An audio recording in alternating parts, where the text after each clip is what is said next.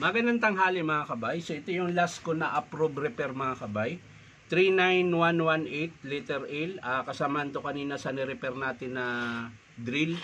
So ito mga kabay, ang papalitan lang dito ay yung sleeve, tsaka carbon brush, tsaka yung kanyang baffle. So ito mga kabay, hindi ito bago.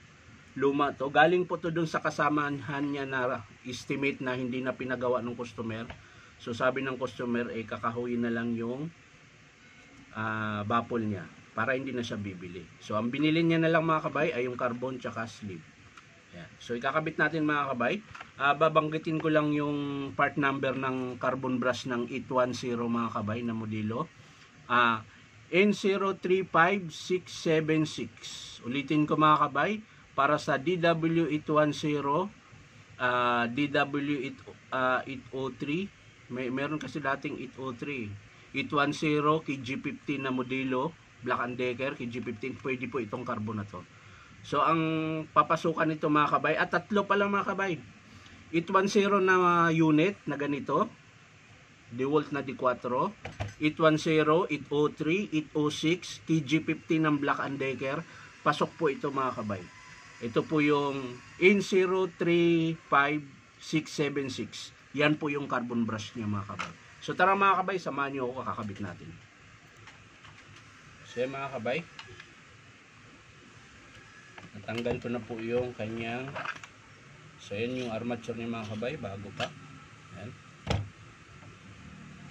So ang kakabitan lang naman natin itong baffle. Ito po yung nandito po yan nakakabit mga kabay. Ayan. Tapos dyan din po yung tatama yung bakal. Ito, flange din po ang tawag nito. Yan. Dyan po yan tatama. Kaya importante po yung baffle mga kabay. Tapos yung sleeve, lalagay natin.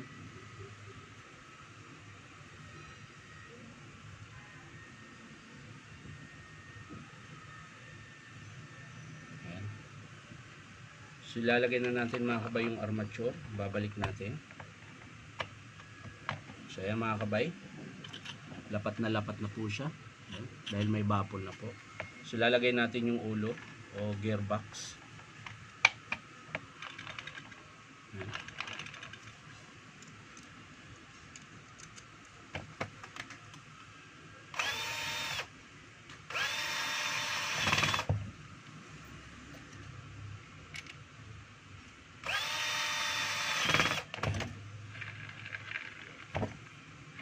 So dalawang screw muna mga kabay para matesting natin kung gumagana siya ng maayos. So yan mga kabay, naputol po saglit dahil inutusan po ako sa baba. Ayan. So babalik tayo ulit.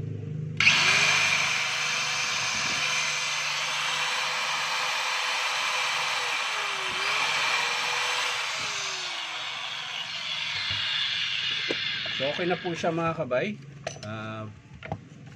Dadagdag na lang natin yung screw na hindi natin nakabit kanina.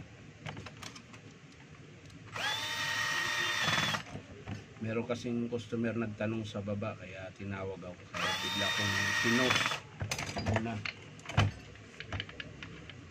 So yan, lalagay na natin yung takip mga kabay.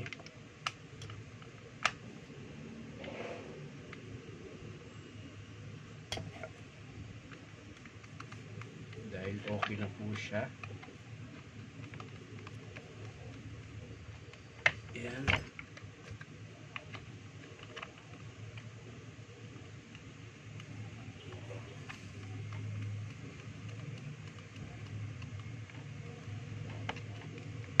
Ayan mga kabay, testing natin ulit.